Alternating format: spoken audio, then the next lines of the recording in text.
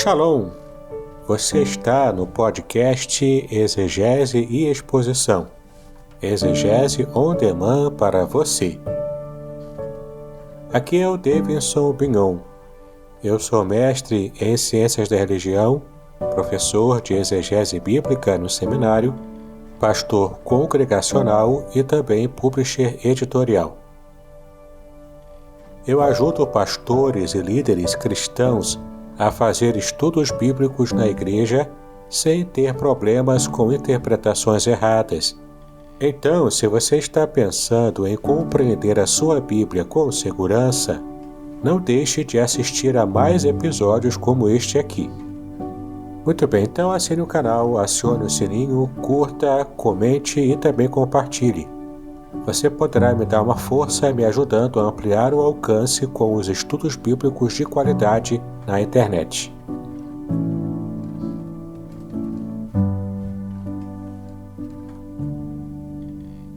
Muito bem, pessoal, estamos já começando a nossa Escola Bíblica Dominical. Hoje, por dificuldades com a internet, não estamos transmitindo, mas estamos gravando. Dentro em breve estaremos colocando lá no canal, no meu canal do YouTube, Davidson Bignon. Só você acessar, assinar meu canal, clicar na estrelinha lá, né, no sininho, aquelas coisas todas lá, né? Faça essa gentileza, me ajuda a expandir o trabalho, né? Vamos então começar o nosso tema de hoje, a mensagem de Jó para hoje. Você poderá ter acesso então a esse material depois também. Seguindo a nossa sequência, temos estudado desde Gênesis até aqui. E já temos visto um panorama bíblico de todos esses livros da Bíblia. De modo que hoje nós vamos trabalhar num dos livros mais filosóficos da cultura judaica antiga. O livro também reputado como o livro mais antigo da Bíblia, equiparado a Gênesis, o primeiro livro a ser escrito. A gente vai estudar aqui alguns aspectos interessantes sobre o livro de Jó, tá bom?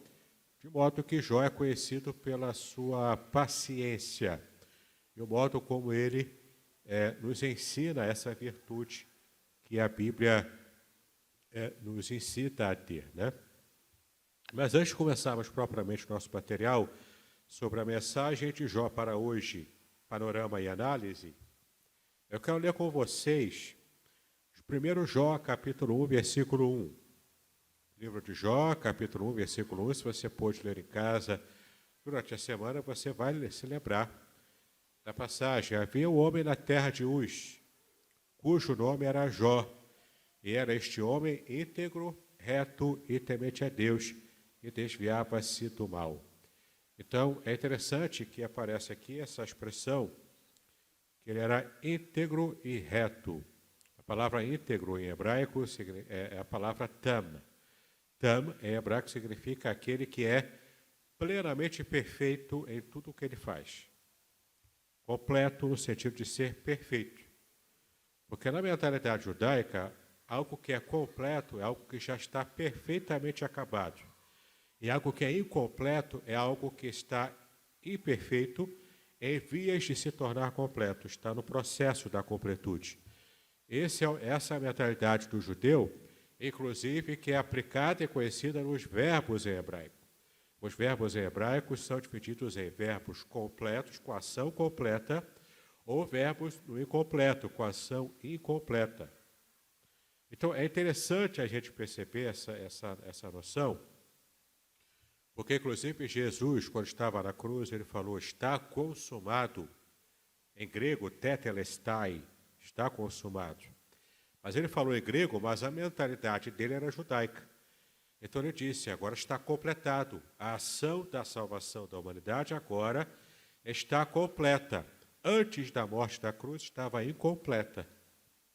A ação estava em vias de se completar, através de todo o ministério de Cristo na cruz. Agora na cruz, depois que ele já estava prestes a entregar o seu espírito e a morrer, a ação agora da salvação está completa.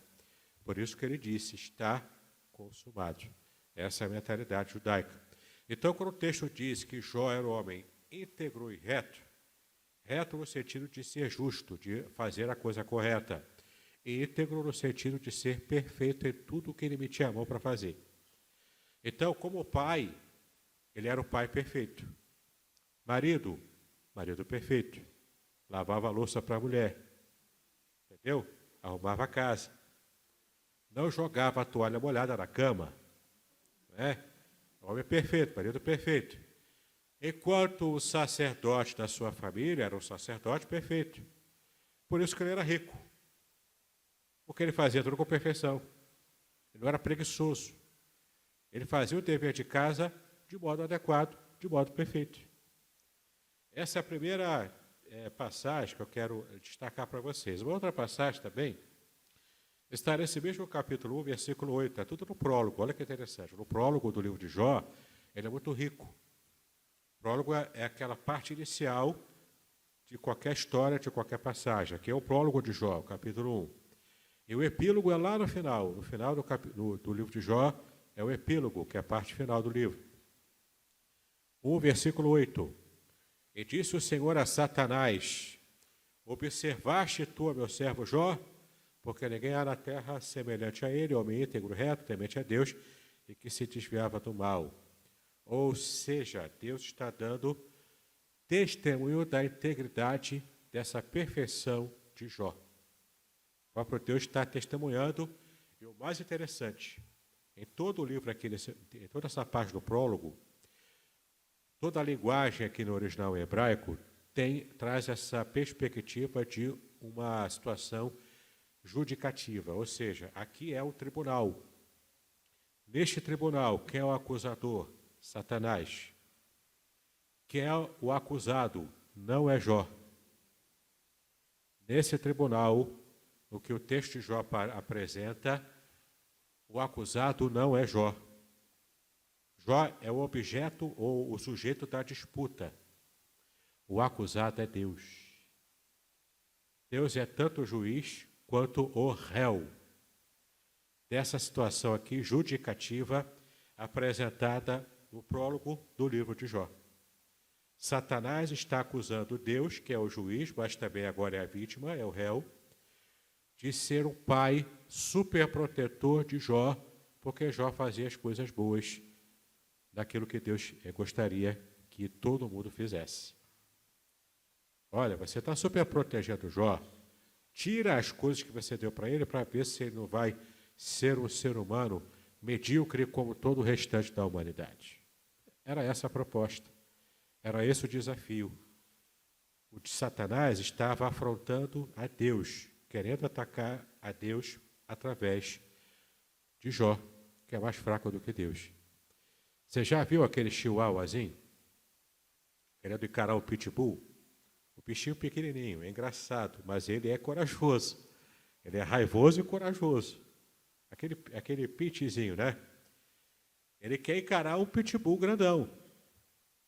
Se de fato essa luta acontecer, como é que vai terminar o bichinho pequenininho, sem pelo, irritadinho? Como é que ele vai terminar? Destroçado pelo pitbull. Satanás é esse cachorrinho pequenininho, tentando afrontar ao Deus, que é, nessa comparação, nessa metáfora, um grande pitbull. Só que o Satanás sabe, ele é tudo menos burro, ele sabe que não pode atacar diretamente a Deus.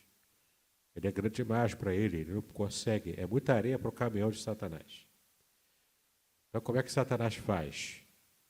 Para tentar atingir a Deus, ele atinge os seres mais fracos que Deus ama.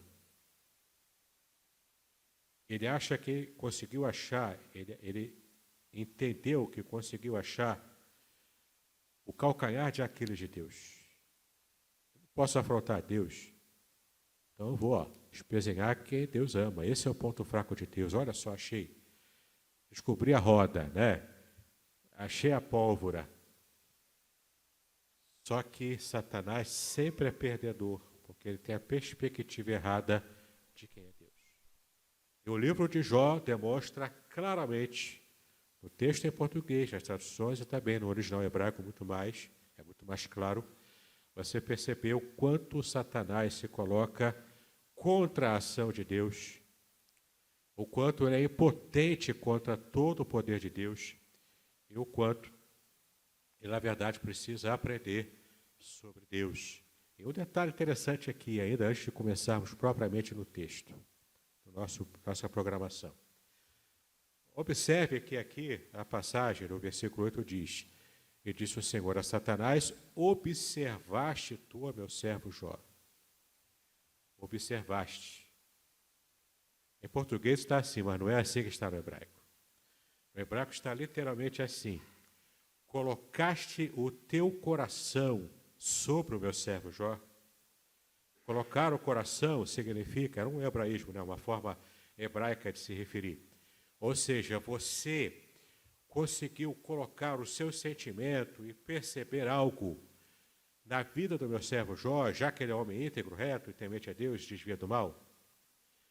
O que ele quis dizer com isso? Você conseguiu colocar o seu coração sobre o meu servo Jó. Aqui Deus está falando para Satanás, na afronta que Satanás está fazendo contra ele, e nessa empáfia, porque a impiedade, ela tem essa empáfia, essa coragem própria da impiedade. Satanás coloca Deus na parede, coloca Deus que é juiz, ele coloca Deus como se ele fosse o réu. Então Deus diz: eu vou usar o meu servo, que é fiel a mim, eu conheço as entranhas da sua mente, eu conheço as entranhas do seu coração, e olha só como Deus dá a chave da virada. Ele coloca: eu vou usar o meu servo, que é inferior a Satanás, mas que é fiel a mim. E o meu servo vai ser modelo para mostrar a Satanás o quanto ele podia ter se preservado na santidade, mas escolheu cair na impiedade. Colocaste o teu coração sobre o meu servo Jó, ele coloca o holofote sobre Jó, mostrando: agora Jó é modelo para você, Satanás. Para você já não tem mais solução, não tem mais salvação. Mas você vai ver o quanto eu sei o que eu estou fazendo, apostando nessa humanidade que você desdenha, que você faz de tudo para fazer cair. Percebeu? Isso você vê no original em hebraico. Agora vamos continuar aqui, vamos começar aqui com o nosso material. O nome do livro de Jó. O nome, vocês estão vendo aqui, né? Isso.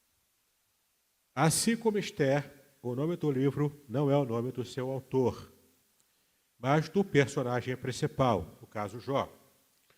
No hebraico o nome é Iov, Iov em hebraico, que pode significar, porque aqui é uma situação incerta, pode significar o perseguido. O perseguido por quem? Teoricamente, o perseguido por Deus, por causa de tudo o que Jó foi recebendo com a anuência e permissão divina. Essa é a ideia. Ele é perseguido por Satanás. Satanás atingiu Jó para tentar atingir a Deus. Entendeu? Mas aqui na cultura judaica antiga é atribuída essa perseguição a Deus. Então, o perseguido, mas essa tradução do nome Iov é mais improvável. Enquanto no árabe quer dizer arrependimento. É mais provável, segundo as fontes estudadas aqui, que seja esse o significado. Como a história parece dar-se na parte norte da Arábia, o significado mais plausível é esse segundo. Tá bom? Por causa da provável localidade, por causa de Uz, a terra de Uz. Ela é próxima ali daquela região da Arábia. Então, muito provavelmente, o significado seja o significado árabe e não propriamente hebraico. O autor do livro. O livro é anônimo e vários são os cogitados como autores de Jó. Primeiro, Eliú, que aparece lá no final do livro. Eliú, personagem, provavelmente é uma possibilidade que ele talvez seja o seu autor. Outras possibilidades, Jeremias e mais fortemente Moisés ou Salomão. Eu, particularmente, já tenho a minha escolha. Tá bom? A tradução hebraica crê ser Moisés, então eu sigo a tradução hebraica aqui. Eu penso ser Moisés o seu autor, que conheceu a história durante o período que esteve em Midian, no deserto de Midian, nos 40 anos seguintes aos primeiros 40 em que ele participou lá no Egito, né? Então, lá no deserto, em Midian, ele tomou conhecimento da tradição oral, da área árabe, da história de Jó.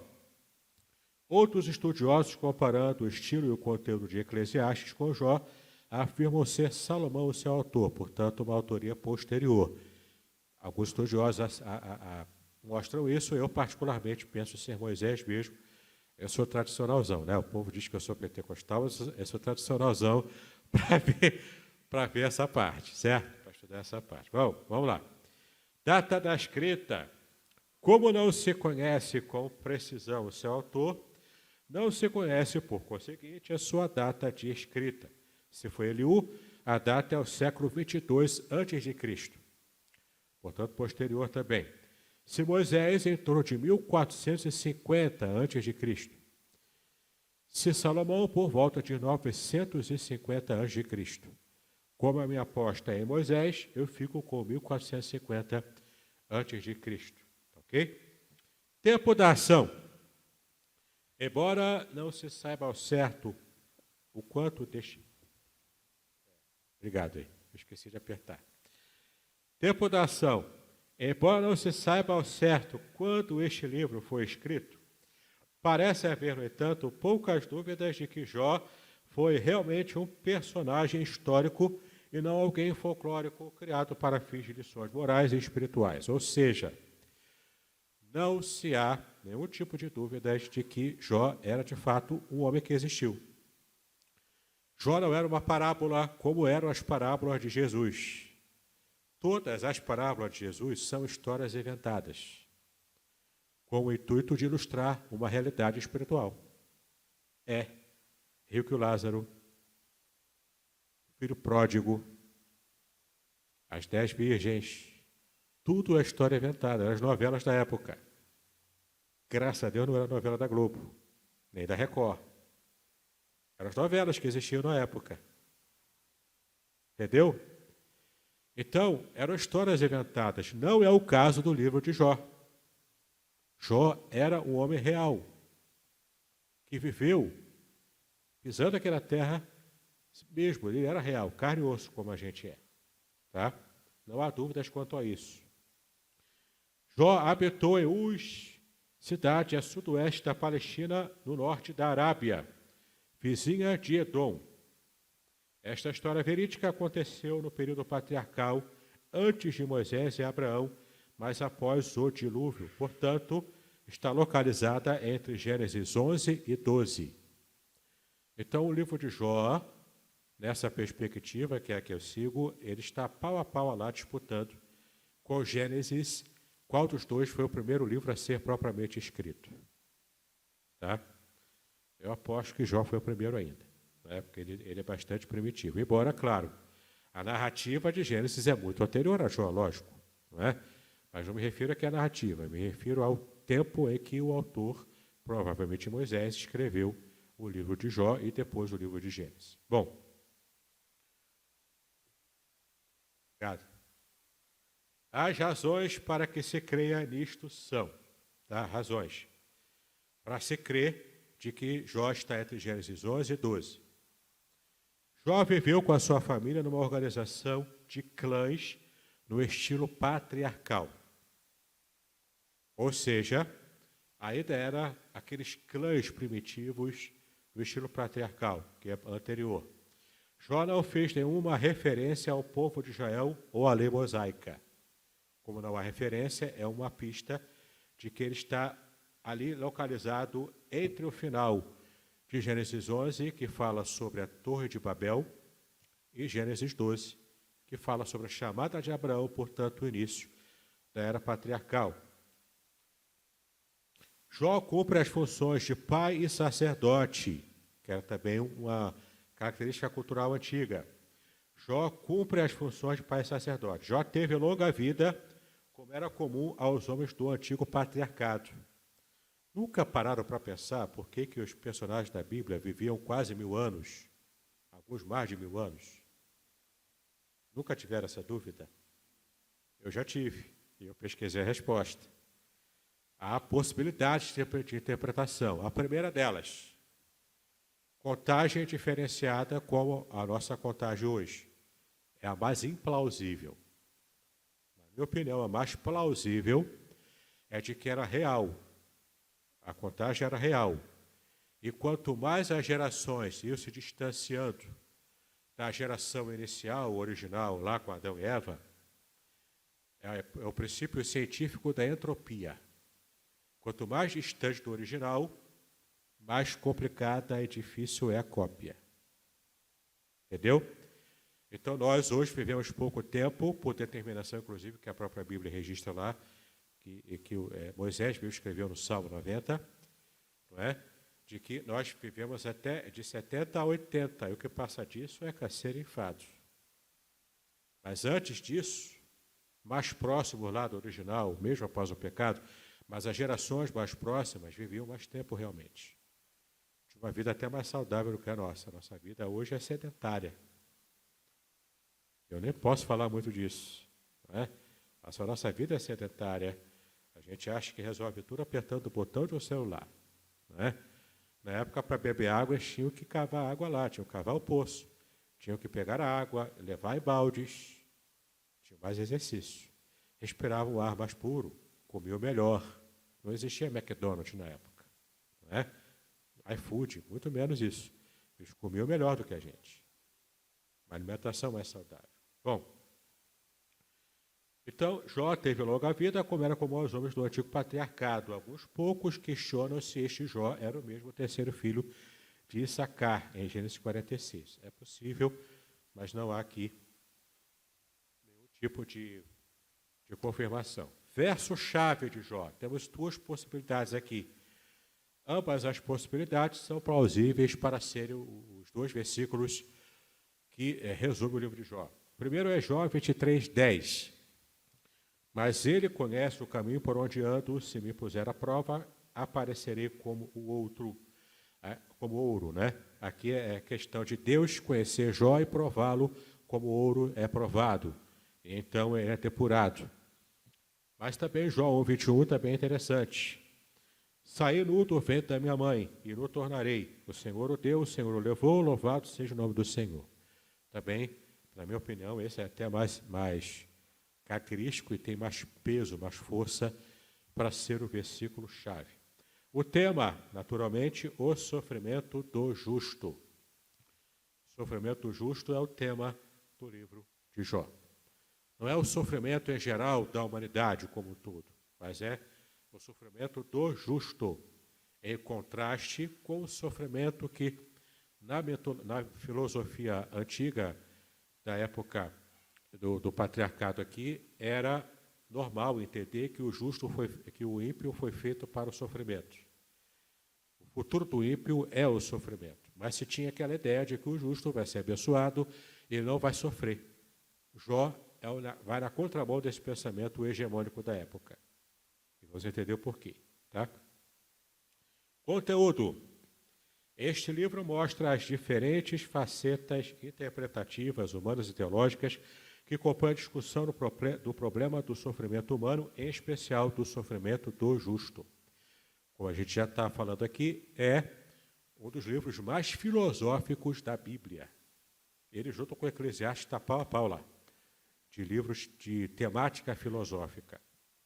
Aqui aparece a perspectiva satânica, a do piedoso sofredor, que é Jó, né, e de seus amigos de fora do problema, e também a perspectiva de Deus. Tá? São perspectivas que aparecem aqui. Dentre muitos objetivos, o livro destaca como a soberania de Deus está acima do poder de Satanás e pode, inclusive, usá-lo para que, por meio do sofrimento, amadureça, purifique e estimule a fé do seu povo. Não é? Então, nada de cantar como aquele corinho pentecostal, a prova está doendo, Jesus, ela me faz chorar. Não canta isso, porque a prova é bênção para você. A luta é bênção para depurar a tua vida, entendeu? Você chora hoje, mas amanhã você está trazendo os seus molhos, os feixes, cheios de alegria e de felicidade. Próximo slide. A história começa com a apresentação de Jó como homem íntegro e temente a Deus, próspero e feliz. Começa lá no alto, com a felicidade. Certo? Satanás aparece diante de Deus entre os seus anjos. É interessante que no hebraico também esse aparecimento de Satanás, o texto hebraico fica claro isso, é como se Satanás fosse um intruso. Ele apareceu de penetra na festa, e era indesejável. Ele se mete lá no meio da festa como alguém que entrou de modo intruso. Não é? É interessante perceber isso também. Então ele aparece diante de Deus, entre os seus anjos, e claramente é descrito não como uma força impessoal ou um espírito mau, mas uma pessoa angelical, poderosa, inimiga de Deus e do homem, que observa atentamente o ser humano procurando uma brecha para derrotá-lo. Como eu já disse, ele faz isso porque ele tem o interesse de atingir a Deus. Como ele não consegue encarar o Deus Todo-Poderoso, então ele atinge os seres inferiores em poder que Deus ama. Né? Satanás acusa Jó de ser interesseiro e mercenário, pois sendo rico e feliz, não podia servir de exemplo de amor e temor a Deus. Deus permite que Satanás lhe tire os seus bens materiais e a saúde, sem contudo tirar-lhe a vida. Olha que interessante, não tirou a mulher dele, que falou uma bobagem tremenda para ele. Não tirou. Por quê? Você está rindo aí, mas você sabe por quê. Né? Por quê? Porque fazia parte das provações de Jó também mostrar para sua mulher o quanto era necessário aguentar aquela situação. E um detalhe que o texto nem em português e nem em hebraico mostra para a gente. Mas só na Septuaginta, a versão grega, tradução grega do hebraico para o grego, que é anterior ao tempo de Jesus. Em Jó, capítulo 2, versículo 9, o texto é 2 vezes maior do que o que está em nosso texto. Por quê? Porque nesse texto, nessa passagem, na Septuaginta, fala com mais detalhe a perspectiva da mulher de Jó. É interessante você perceber o seguinte, a mulher de Jó estava sofrendo junto com ele. Ela não estava totalmente alheia, como às vezes parece ser. Ela não estava alheia, como se ela só estivesse interessada nas facilidades da vida boa que Jó tinha dado para ela. Não. Ela estava sofrendo junto com ele. Como Adão não fez com Eva na hora da tentação. O texto em Gênesis diz que quando Eva foi tentada por Satanás, ela esticou a mão e deu o fruto. Olha eu falando bobagem, né? Deu o fruto para Adão comer. Ele estava perto dela durante a tentação. E Adão não fez nada. Mas aqui temos a mulher de Jó sofrendo junto com ele. Não apenas pela própria situação dela, mas também sendo empática ao seu marido. Mas ela disse, eu estou tão cansada, o texto lá de 2:9, na Septuaginta, deixa claro isso. Eu estou cansada também de sofrer junto com você. Então, faz um favor para você e para mim também. Amaldiçoa logo a Deus e morra de uma vez para acabar com o sofrimento. Por isso que ela disse isso. Não é que ela não amasse Jó, ela amava tanto que ela preferia que ele morresse rápido para acabar logo o sofrimento. Mas essa era uma perspectiva de quem não tinha uma fé em Deus depurada como Jó tinha. Agora, o mais interessante é que mesmo com essa fé mais depurada em comparação com a sua esposa, Jó não tinha uma fé perfeita. Ele fala mais do que devia. E Deus lá no final vai depurar Jó para de fato ele conhecer a Deus como Deus queria ser conhecido por ele. Entendeu? Esse é o objetivo pessoal para Jó, dele passar por aquilo tudo. Ou pior que tenha sido. Mas o principal motivo, Jó tinha que ser modelo. Para Deus mostrar para Satanás, até para os anjos, para todo o restante da criação, o seu exército celestial, de que é possível servir a Deus com justiça, com integridade, mesmo sem ter ganho pessoal, mesmo sem ter facilidade. Essa era a disputa que Satanás levou nesse tribunal celestial. contra o próprio Deus. Tá? Bom, vamos ver onde eu parei aqui.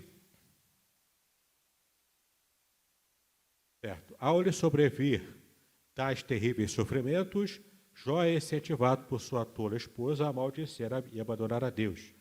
Porém, Jó permanece fiel ao Senhor, crendo que Deus era o Senhor de todas as coisas, de toda a situação. É neste ponto que surgem 3 amigos de Jó. Elifaz, Zofar e Bildade. Tá? 3 amigos de Jó que de fato eram amigos. No começo ajudaram mais, depois entornaram o caldo. Não é? Falam demais também.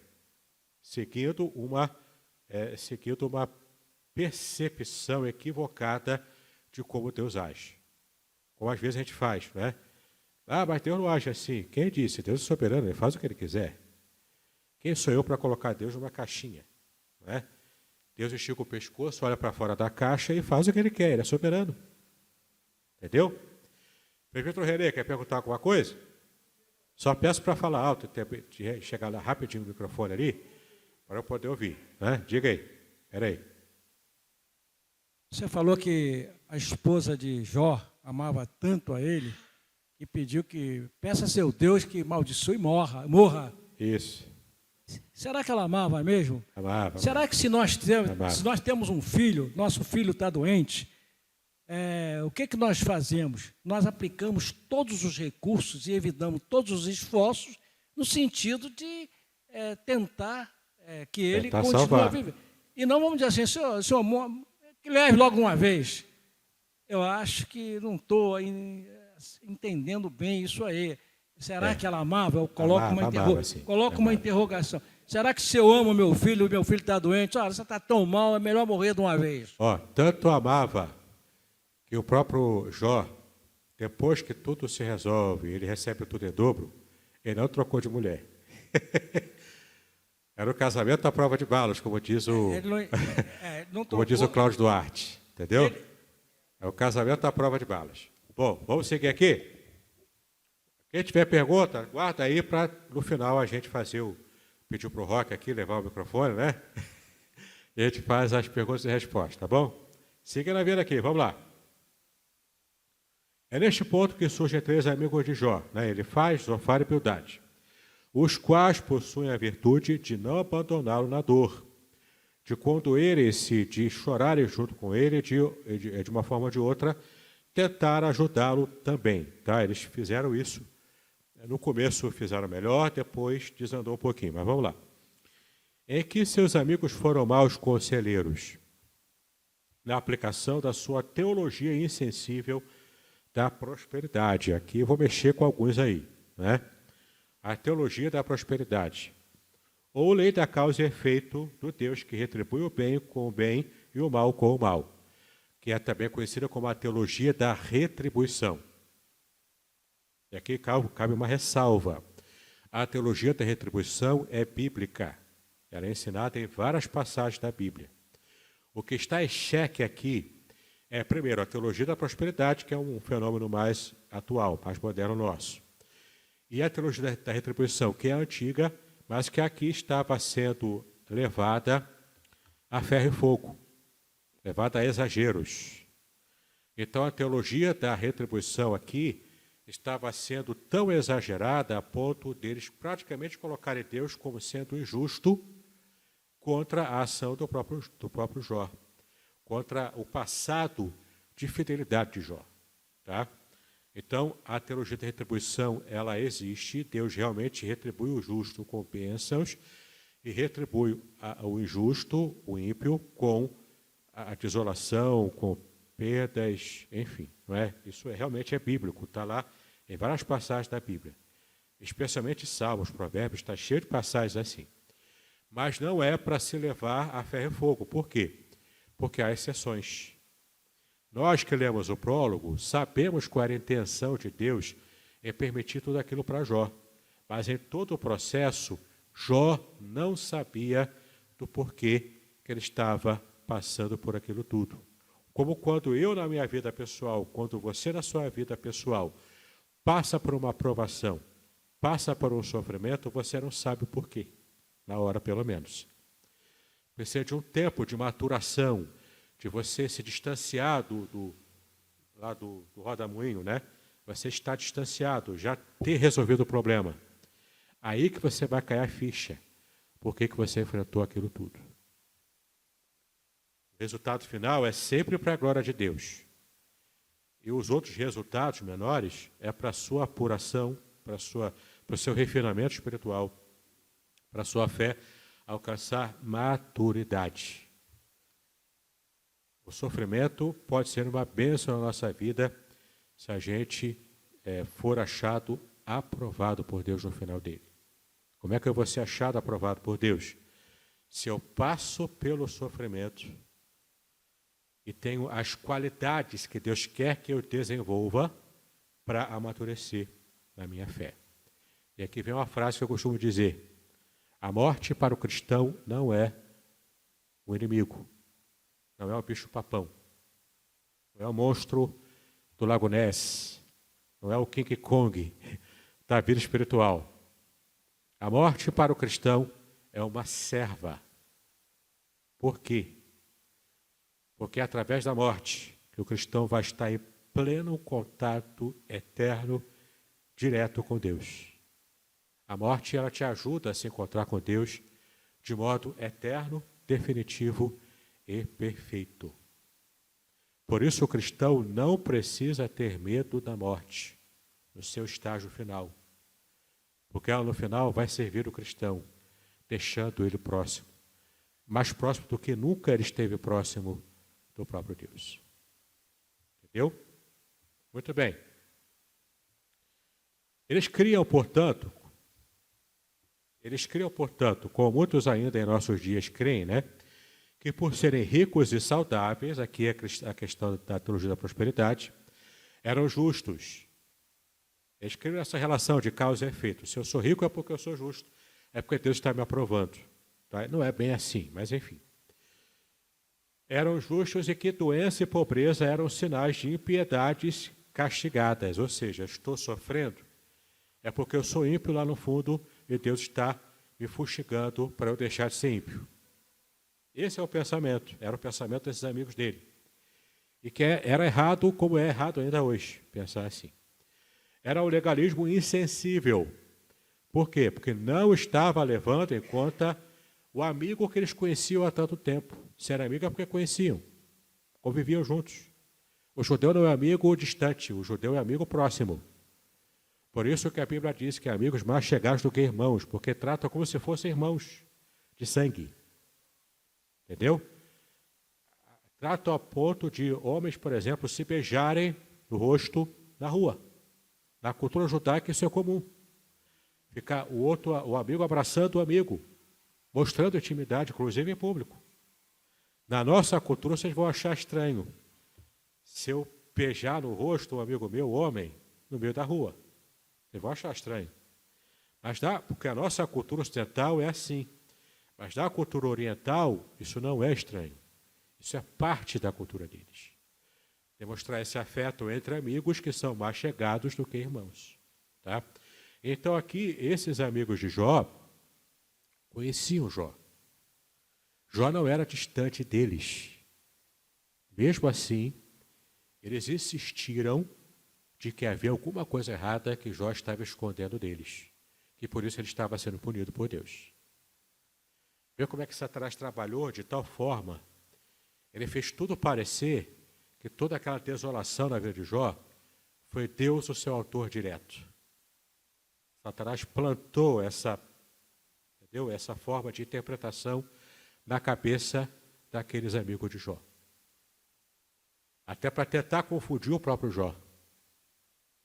Mas Jó o tempo todo bateu na tecla. Não, eu não tenho essa impiedade a ponto de receber esse sofrimento desproporcional a qualquer pequeno erro, qualquer pequeno pecado que eu possa ter cometido. É desproporcional. Está descalibrado o meu castigo com a possível dificuldade que eu possa ter tido para servir a Deus. O possível desagravo que eu possa ter causado em Deus. Está descalibrado, está desproporcional. Esse era o embate de Jó. E nisso ele tinha razão. Ele só não tinha razão quando, às vezes, ele deixa a entender de que ele era mais justo do que um ser humano normal, comum, poderia ser. Esse fator justiça perfeita, somente um ser humano de carne e osso conseguiu ser, Jesus Cristo.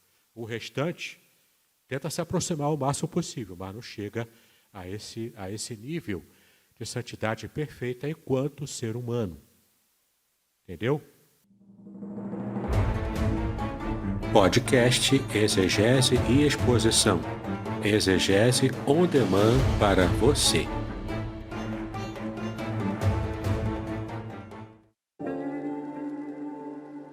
Shalom! Aqui é o Davidson Pignon. Eu ajudo pastores e líderes cristãos a fazer estudos bíblicos na igreja sem ter problemas com interpretações bíblicas erradas. Então, se você está pensando em compreender a sua Bíblia com segurança, não deixe de assistir a mais conteúdos como este aqui neste canal. Muito bem. Então, eles eram legalistas insensíveis. E Deus, portanto, estaria sempre disposto a abençoar o homem com bênçãos materiais, segundo eles pensam, né? Bênçãos espirituais e também saúde, desde que o homem merecesse, não havendo outra forma de Deus revelar a sua graça. Esse era o erro deles, o exagero na teologia da prosperidade e na teologia da retribuição, de modo muito engessado, muito cristalizado. E Deus é dinâmico. Entenda isso no seu relacionamento pessoal com Deus. Ele é dinâmico. E quer que você tenha uma espiritualidade dinâmica, não uma espiritualidade estática, de você sempre fazer lá igual o robozinho, fazer sempre a mesma coisa. Ó, que bom, estou tranquilo porque Deus está se agradando de mim. Não, Deus é dinâmico. Ele pode alterar o tipo de expectativa que ele tem da sua vida com ele.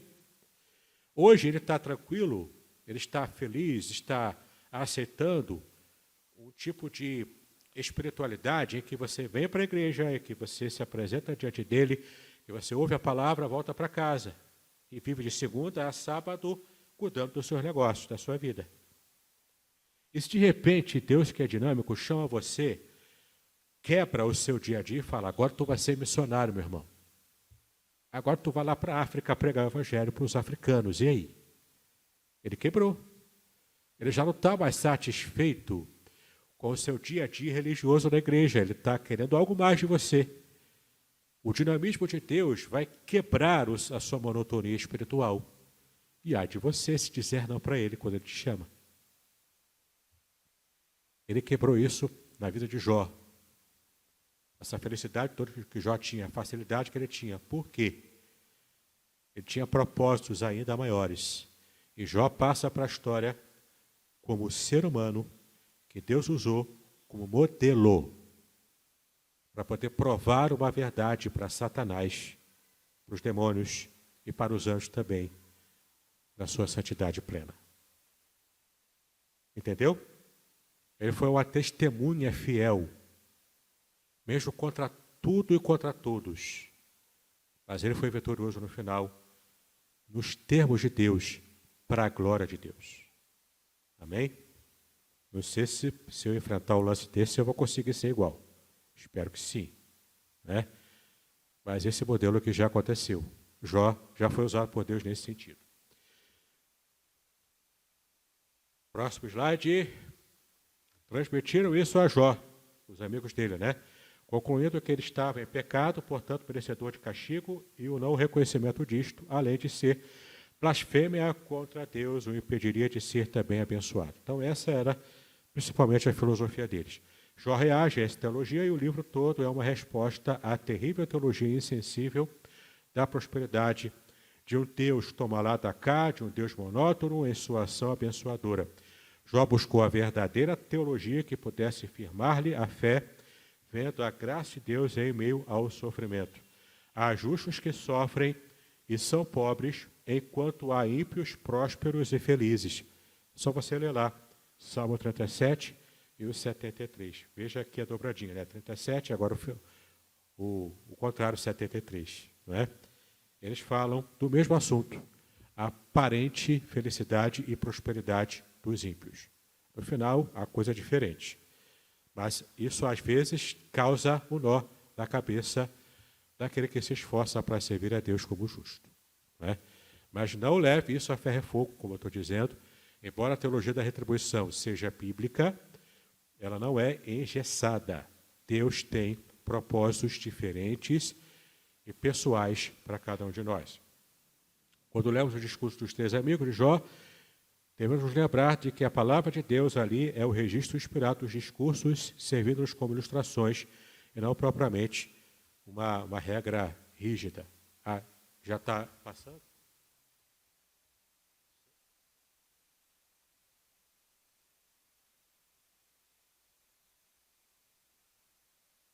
Em meio a tais debates, surge o jovem Eliú, que não é citado no prólogo, porque só aparece quando os discursos já estavam adiantados. Esse é o último amigo de Jó, tá? Ele é o mais jovem, por isso que ele aparece depois. E é interessante o quanto Eliú, ele precisa... Para ver aqui? Não, né? Para ver aqui alguma coisa? Não, né? Muito bem. Ele, portanto, é aquele que consegue, no finalzinho, quebrar um pouco desse engessamento da teologia da retribuição, que era muito patente, muito rígido aqui nos outros amigos de Jó. Tá? Mas ainda assim, ele se aproxima, mas não resolve também a situação toda. Vamos dar umas puladas aqui por causa do nosso tempo.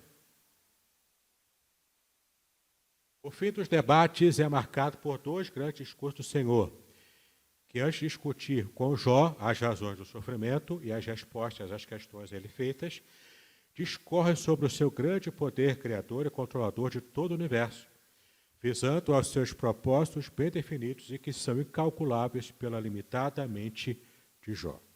E aqui vem o grande segredo. Deus não é obrigado a dar a resposta que eu quero que ele dê. Jó perguntou, e aí? Por que eu estou passando por isso tudo? Eu não sei de nada. Nós sabemos porque temos acesso hoje ao prólogo. Mas Jó não tinha acesso ao prólogo. Para ele era só a história da bigorna enorme caída na cabeça dele. Entendeu? O que aconteceu aqui? Jó pergunta, Deus, e aí? Como é que eu vou interpretar isso? Como é que eu vou entender isso? Como é que eu vou agradar ao Senhor se eu não sei por que o Senhor está me punindo? Jó pergunta. Mas o interessante é que Deus não responde como Jó disse, como Jó perguntou. Qual a resposta que Deus deu? A mesma que Deus deu para Paulo, quando ele reclamou do espinho da carne. A mesma que Deus também falou para Paulo quando ele escreveu Romanos 9. Por que ele escolheu Jacó e aborreceu Esaú? Mesma coisa. Qual é a resposta? É a mesma. Eu sou soberano. Eu faço o que eu quero. Você aceite e confie.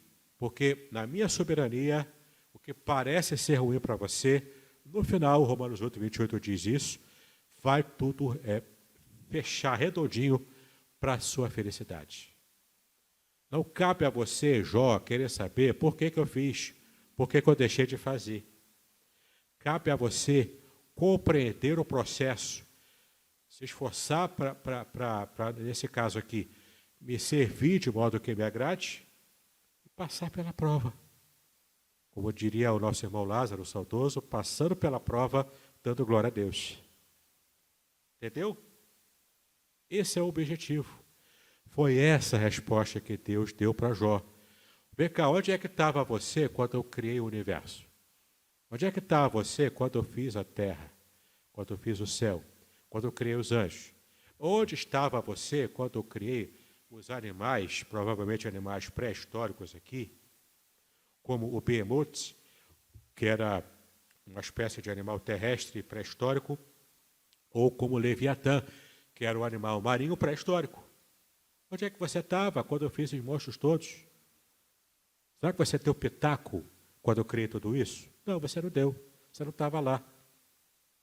Eu sei o que eu estou fazendo, deixa comigo. Deixa que eu sei o que eu faço. E Deus fala para a gente hoje, fala para mim também.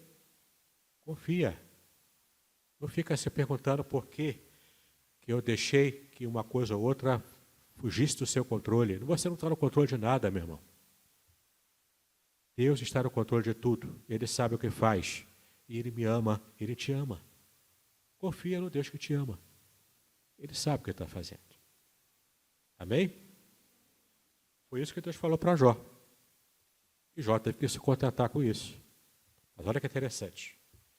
Quando Deus se revela a Jó, de modo que ele nunca tinha recebido essa revelação antes, isso para Jó foi suficiente. Jó ficou feliz, ficou satisfeito.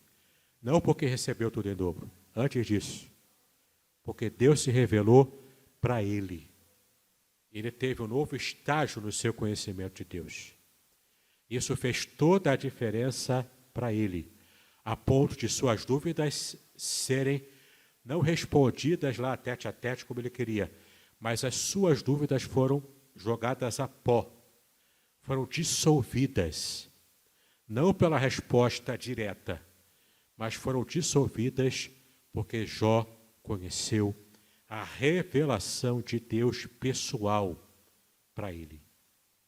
Isso dissolve todo tipo de incredulidade, todo tipo de fé, todo tipo de dúvida, de falta de fé, todo tipo de dúvida. Dissolve tudo. Porque Deus se mostra claramente, diretamente para Jó. Isso calou a boca dele. Ele fala e fala mais um pouco. O erro dele foi falar demais. Quando Deus fala, Jó se cala. Como vimos aqui em 2 Crônicas 7. Quando Deus se revela no templo inaugurando, lá em Jerusalém, sacerdotes, levitas, todo mundo cala a boca. Todo mundo se ajoelha. Porque quando Deus se manifesta, o homem não tem o que falar. A boca do homem se cala. E agora é o turno de Deus falar. Se o homem fala demais, é porque Deus não está se revelando. Entendeu? Vamos aprender a calar nossa boca grande. E fazer os nossos ouvidos ficarem maiores. Para de fato ouvir o que Deus tem para falar para a gente. Ok? Adiantando. Na conclusão do livro, é claro que eu vou pular aqui algumas coisas, né? Não vai dar tempo de falar tudo. Mas você vai ter acesso ao material em PDF, lá no grupo da igreja. Na conclusão do livro, Jó alcança os propósitos de Deus para a sua aprovação. Ele reconhece a soberania, o poder e a sabedoria de Deus. Vendo mais realmente a Deus, Jó viu-se melhor, ele enxergou a si próprio melhor. É como a experiência de Isaías 6 também.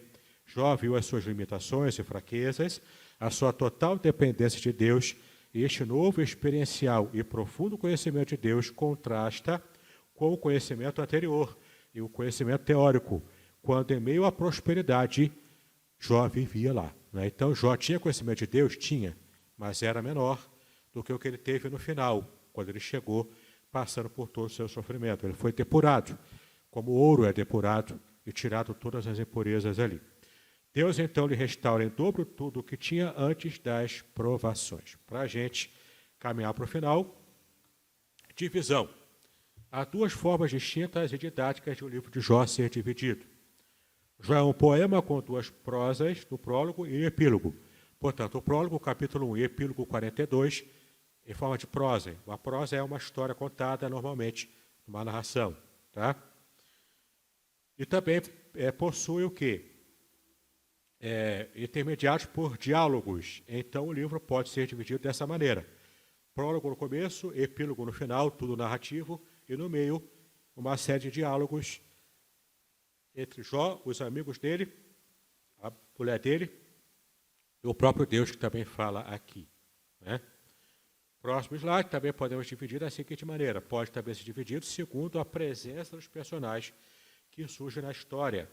Então, do capítulo 1, é Jó que aparece, no capítulo 1, de 6 a 2, 10, Deus e Satanás, naquela situação do prólogo ainda. Depois, 2:11 até o 37. É Jó e seus amigos e Deus e Jó no final, de 38 a 42, tá bom? Próximo slide, temos aqui um esboço, que é muito simples e tranquilo também de você perceber. Jó possui 42 capítulos com 1000 versículos em todos eles, no total. Tratando então, o capítulo 1, Jó e seu caráter, vida familiar, ataques satânicos. 2, o amigo de Jó. 3 a 14, o primeiro ciclo de discursos. 15 a 21, o segundo ciclo. 22 a 31, o terceiro.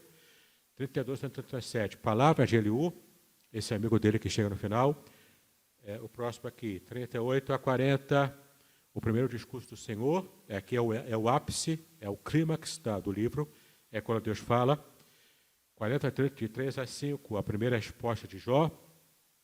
40 até 41, o segundo discurso do Senhor. 42, de 1 a 6, a segunda resposta de Jó. 42, de 7 a 9, Deus responde aos amigos de Jó. E aqui é interessante porque Deus fala para eles, vocês quiseram mostrar para Jó que ele estava errado, dando lição de moral nele, coisa e tal, beleza. Vocês erraram, agora é Jó que vai orar por vocês. É ele, depois de tudo, ele é que vai ser usado por mim para abençoar vocês, e não vocês a ele. Porque na mentalidade judaica, quem abençoa é aquele que está em situação superior. Os amigos de Jó achavam que eles estavam em situação superior, porque eles estavam plenamente seguros da sua teologia da prosperidade e da retribuição. Eles tinham a ilusão de serem superiores a Jó. Mas Deus mostrou que, na verdade, a chave é outra. O superior ali era Jó. Ele queria abençoar, ele queria orar por eles. Eles tinham que abaixar a cabeça e aceitar a vontade de Deus. 42, 10, 17, Deus restaura Jó de tudo, após todo esse trabalho.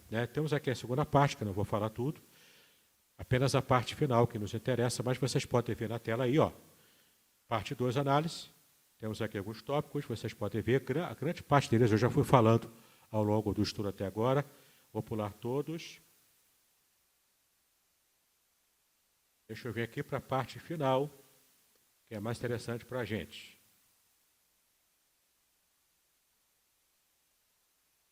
Pega lá, espera aí. Aqui. Eu cheguei lá.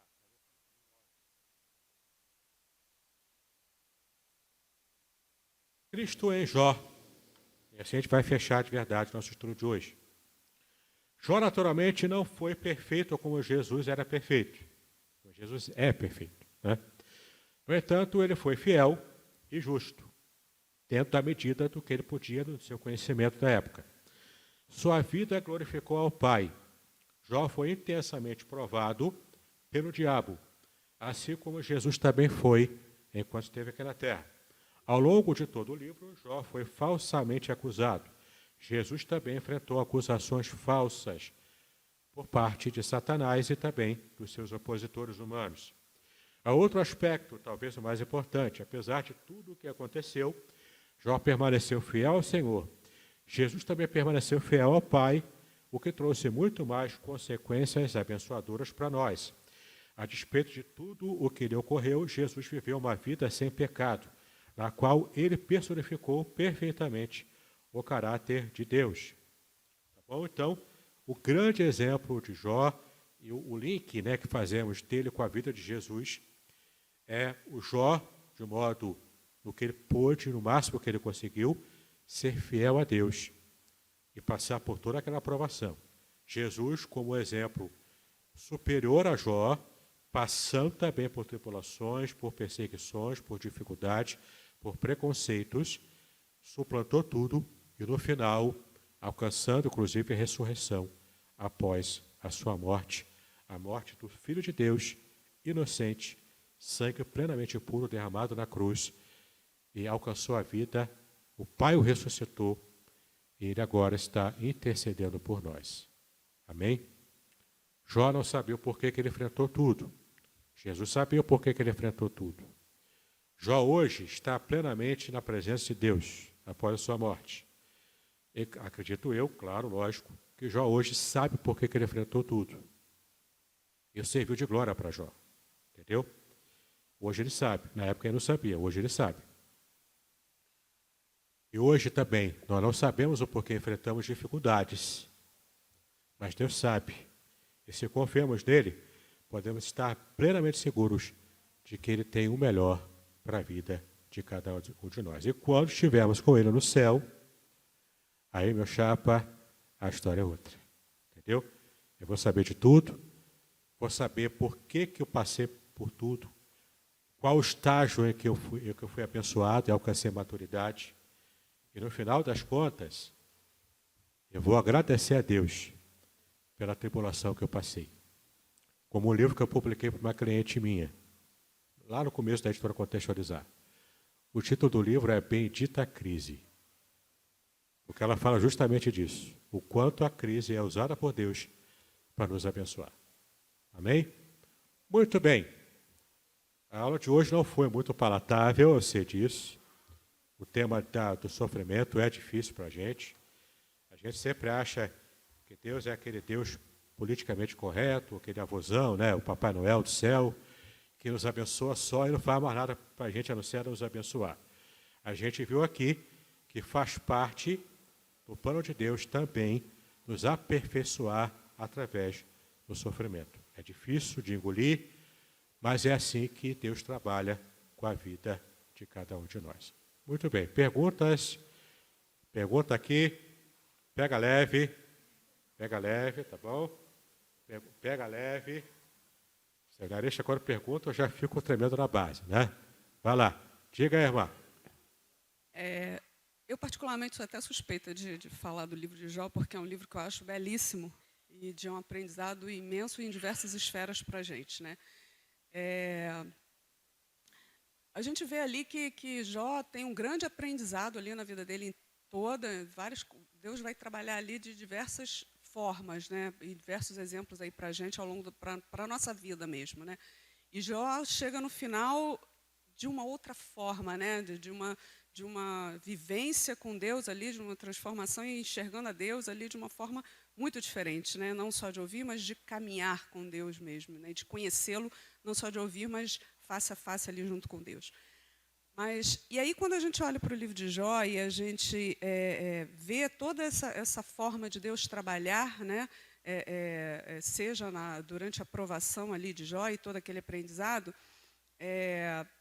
eu acho que é até mais fácil de entender aquilo tudo ali que está acontecendo com Jó, né? Mas muitas vezes a gente olha para o livro de Jó e fala assim que o que Deus fez ali naquele início, quando Satanás vem diante de Deus e coloca ali o servo dele, coloca o servo de Deus ali para ele e como ele se comportava e que, na verdade, ele estava fazendo aquilo porque ele era abençoado por Deus, né? E aí a gente diz assim, e aí Deus prova para Satanás aquilo quem era Jó e que Jó não ia pecar contra Deus, que Jó ia continuar sendo íntegro, né? Deus é soberano, Deus sabe tudo que ia acontecer, Deus conhece a Jó e Deus sabia o que ia acontecer dali para frente e como Jó iria se comportar. Mas quando se diz Deus prova para Satanás, Deus não precisava provar nada para Satanás. Não, nunca precisou. Nunca precisou. Satanás já estava perdido, Satanás não tinha mais salvação, ele não precisava provar, ele sabia que era Satanás que estava diante dele, ele sabia que era Satanás que estava ali fazendo aquele questionamento, e ele não precisava de nada daquilo ali. Por quê? Por quê? Pode terminar, eu já tenho a resposta. Por que dizer que Deus estava provando para Satanás quem era Jó, quem era aquele servo dele fiel? Por que isso? Sim. Por que Deus fez tudo aquilo? Como você bem disse, Deus não precisa, nunca precisou provar nada para Satanás, nem para os anjos e nem para o próprio Jó. Nunca precisou. Mas por que o livro deixa entender de que Deus teve esse propósito de aceitar a afronta? Aliás, ele nem aceitou a afronta de Satanás, porque não foi Satanás que propôs. Quem propôs a prova, segundo o livro, foi Deus, foi o próprio Deus. Ele que propôs a prova. Entendeu? Satanás chegou com a afronta e Deus propôs a prova, inclusive limitando o campo de ação de Satanás por 2 vezes. Na segunda vez, ampliando um pouquinho mais. Por que ele fez isso? Embora não precise provar nada, Deus é aquele que é tão santo e tão perfeito na sua santidade que ele quer jogar limpo com todo mundo. Ele não precisa provar, mas mesmo assim ele faz questão de deixar tudo às claras, especialmente para os anjos que estavam com ele, e aqui é uma conjectura nossa, né, porque o texto não diz claramente isso, mas é uma forma da gente interpretar. Deus estava ali mostrando para todo mundo o quanto é possível, mesmo uma criatura falha, mas tem o seu coração colocado, né, com sinceridade no serviço a Deus, mesmo passando por toda a prova, como Jó passou, provar, inclusive para Satanás, o quanto ele não tinha desculpas para poder se apresentar, ou para levar a parte dos anjos que ele levou na rebelião, ou inclusive para os próprios anjos que permaneceram fiéis a Deus antes da própria rebelião, né?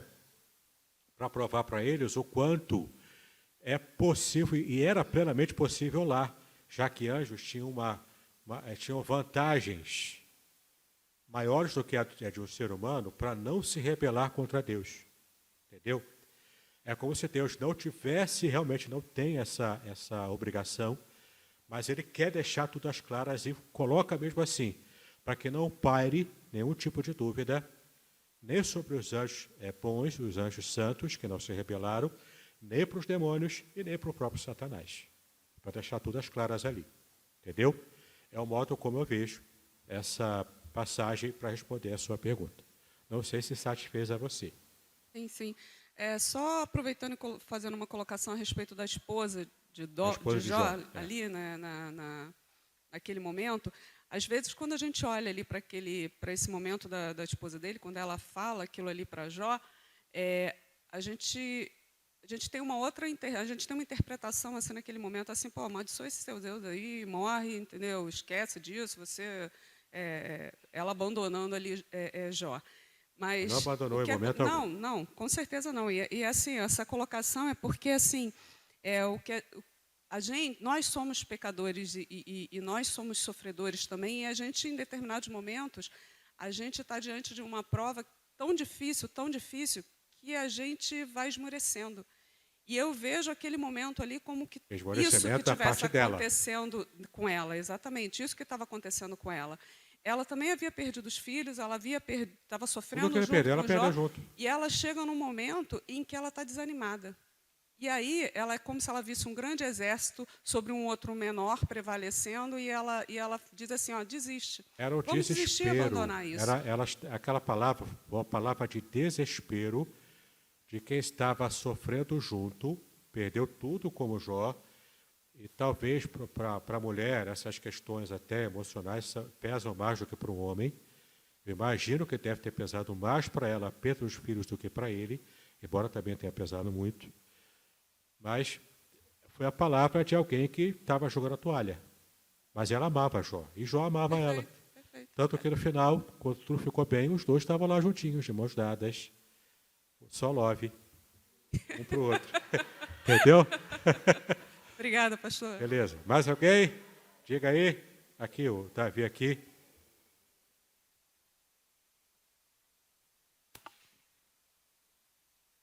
Dúvida rápida.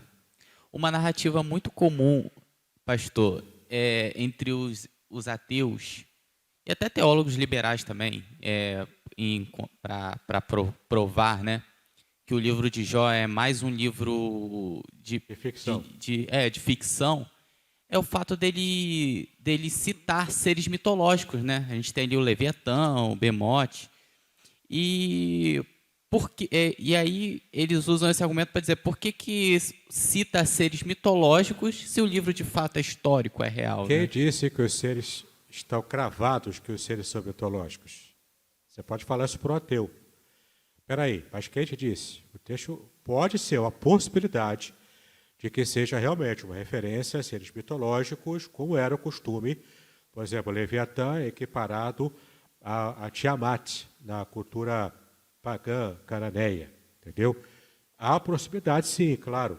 É uma possibilidade, mas não é uma total, uma total realidade ou uma total anuência entre todos os especialistas. Não é. Como foi a linha que eu segui aqui na hora da palestra, na minha percepção, é uma referência aqui aos seres pré-históricos, aqueles monstros pré-históricos, né, que nós hoje conhecemos pelos fósseis. Na época de Jó não se conhecia pelos fósseis, mas se conhecia pela tradição oral. Alguém pode ter lá percebido, talvez, sei lá, a carcaça exposta, que depois virou fóssil petrificado, né, de algum animal gigante. Olha, aí cria aquela ideia que passou para a mitologia, mas que era produto inicial de um bicho real que estava morto, que foi observado e que entrou pela tradição oral como sendo um fato real. Na minha percepção, é mais uma perspectiva de um ser pré-histórico que existiu antes do ser humano chegar na Terra, lógico, né? Que existiu e, de alguma forma, isso entrou na tradição oral como sendo uma realidade, assim como os gigantes, que aparecem também na Bíblia, né, os Nefilim. Então, entra como tradição oral e algumas vertentes puxam isso para a mitologia, tá? Mas, na verdade, na minha percepção, era uma referência a seres pré-históricos reais e que Deus usa essa informação, que para Jó ele recebeu como sendo uma referência da tradição oral e usa isso como argumento para mostrar para Jó o quanto ele não sabia de nada. Pastor, se ele não sabe de nada, muito menos saber os propósitos divinos para o seu próprio sofrimento. aí só poderia explicar rapidamente qual é o contexto histórico o contexto crítico histórico, né, que prova a veracidade do livro de Jó. Você já falou aí, mas dentro desse contexto, se eu dar uma revisada rápida. Dá o contexto histórico? A crítica que prova a historicidade do personagem, assim, da pessoa de Jó. Sim, né? vou tentar lembrar aqui, está tudo aqui que eu já desliguei aqui, mas vou tentar lembrar. Quais são as características que fazem a gente perceber que era um personagem real e não um ser fictício, e não uma parábola qualquer? O fato de ter uma localização histórica lá perto da Arábia, o fato de a narrativa corresponder a essas localizações históricas, o fato de a história de Jó provavelmente ter sido recebida por Moisés enquanto ele esteve pastoreando em Midian. Além, é claro, se você não quiser levar em conta os seres, esses monstros, né, porque eu classifico como mitológico, ok, direito se eu pensar assim. Mas os outros fatores levam a gente a perceber, todos eles com localização histórica ali, e até mesmo, que eu não falei aqui ao longo do estudo, mas inclusive o livro de Jó fala de percepções até científicas que nós temos hoje, e que não se tinha com clareza antigamente, tá? Que é um fator também preponderante para mostrar a revelação. Agora, um fator que você não deve estar também levando em conta. Durante toda a Bíblia cita Jó como ser pessoal, real e concreto, inclusive Jesus. Beleza. Mais aqui, vamos lá.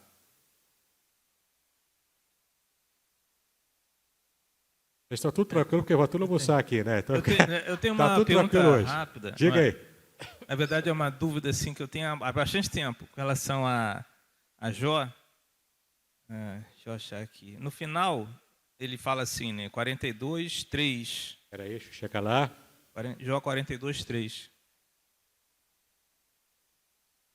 Lá no finalzinho, né? Aí diz assim, quem é aquele, como disseste, que sem conhecimento encobre o conselho?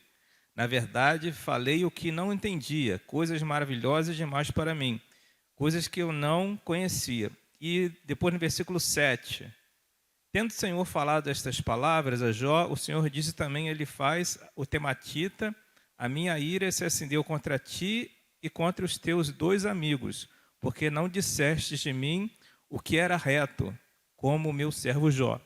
E aí, meu questionamento é o seguinte, que a maioria do livro de Jó, acho que mais de 80%, é sobre esse diálogo entre Jó e seus amigos. 90% são diálogos. São diálogos. Então, assim, quando eu vou no livro de Jó, às vezes, por exemplo, você vai preparar um estudo, uma pregação, e a dificuldade é até que ponto a gente pode pegar essas passagens que estão no diálogo de Jó e seus amigos e aplicar como sendo verdades bíblicas, como no final eles mostram que aquilo era tudo... Deus reprovou a fala deles. Exatamente, uma sabedoria humana que não era válida. válida. Até mais além. O Jó revela a palavra de Satanás. Isso. Porque... Não, eu estou falando do diálogo deles, assim, que o diálogo deles é muito bonito, você lê os diálogos de Jó, são maravilhosos. Mas no final eles parecem que chegam à conclusão que aquilo não valia nada. Por isso a importância da interpretação. Você tem que levar em conta que são palavras, muitas vezes, localizadas numa forma de mentalidade que não era a que Deus queria ressaltar aqui. Quando a Bíblia registra a fala de Satanás, a fala de Satanás em si não é a palavra de Deus. Ela está registrada na palavra de Deus, que é a Bíblia, mas está ali para a gente entender uma contextualização. Entendeu?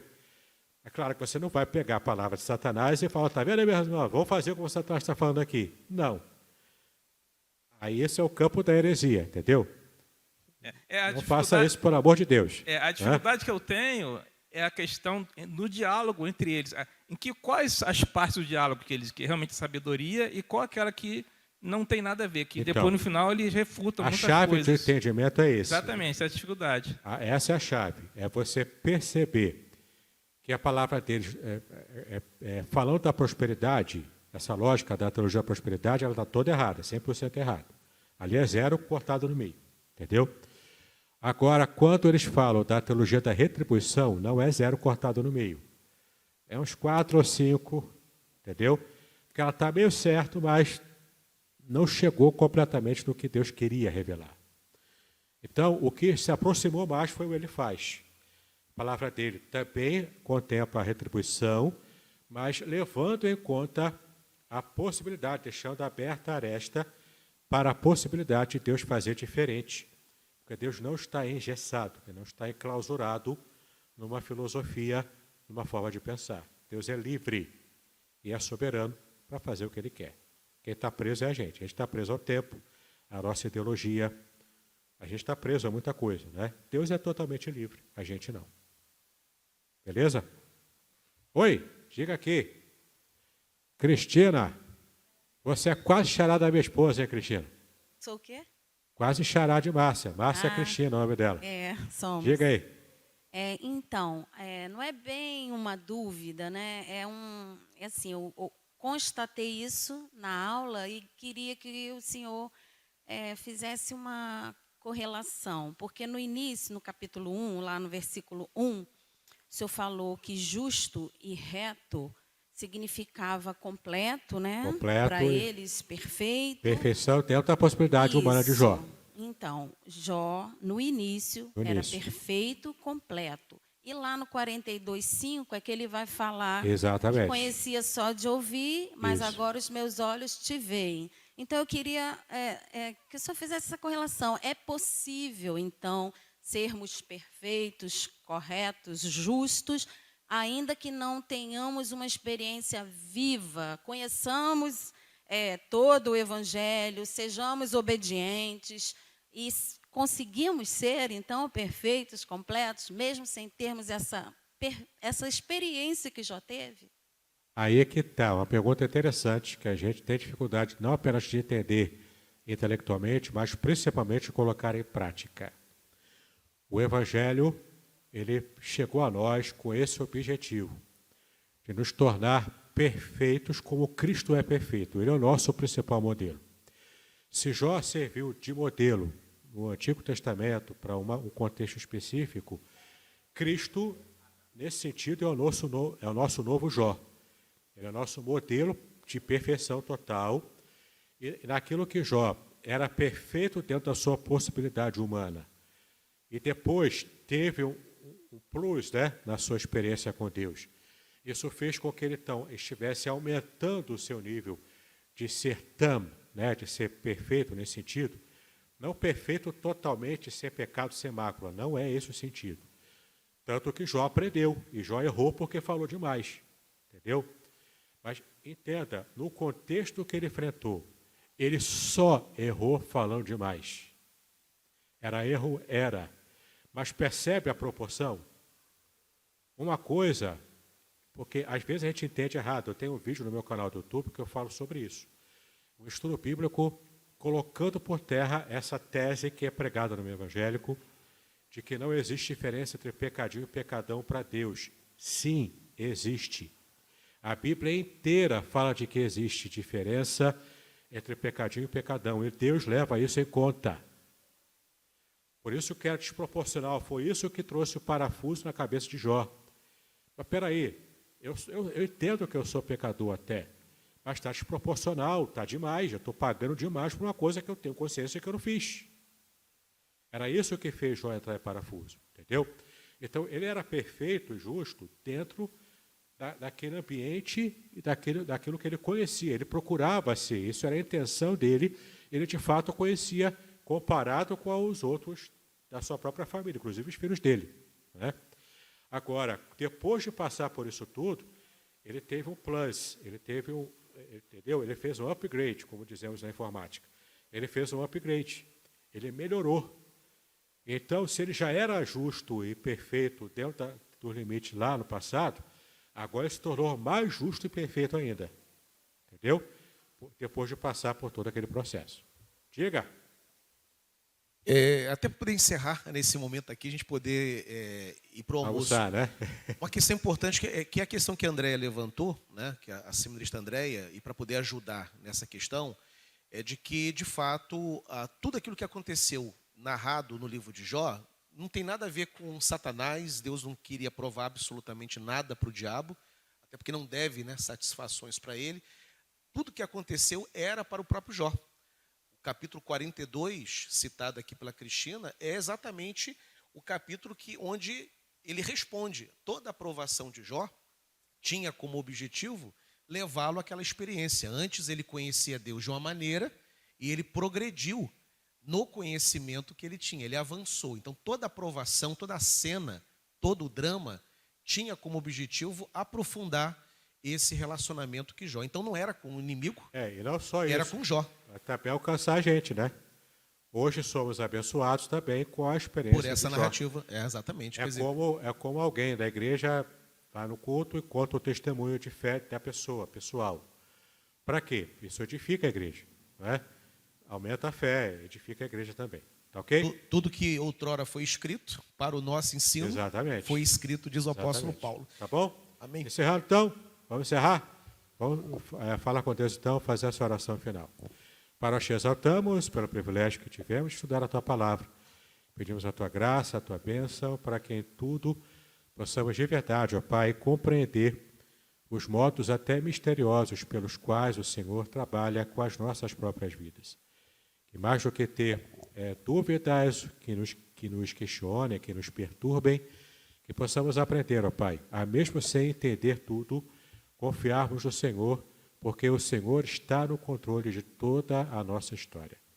Então, cuida de nós, nos abençoa, nos ensina os mistérios que não podemos desvendar, porque aprove ao Senhor manter isso em mistério para nós. Então, trata conosco, nós assim clamamos a Ti, pedimos as Tuas bênçãos em nome de Jesus, hoje para todos sempre. Amém e amém.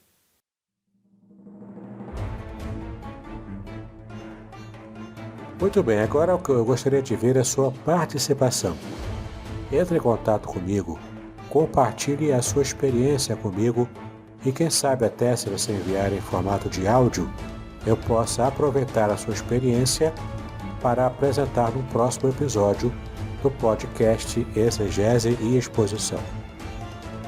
Eu sou Davidson Pignon e eu ajudo pastores e líderes cristãos a fazer estudos bíblicos da igreja, sem terem problemas com interpretações erradas. Se você então está pensando em compreender a sua Bíblia com segurança, não deixe de assistir a mais episódios como este aqui. Então, Assine o canal, acione o sininho, curta, comente e também compartilhe. Ajude-me a ampliar o alcance com estudos bíblicos de qualidade na internet. Que Deus abençoe os seus estudos, paz e bênçãos sobre a sua vida.